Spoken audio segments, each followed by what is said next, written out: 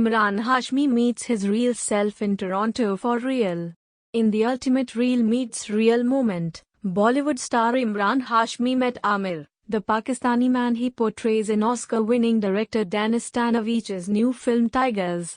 In the ultimate real meets real moment, Bollywood star Imran Hashmi met Aamir, the Pakistani man he portrays in Oscar-winning director Danis Tanavich's new film Tigers.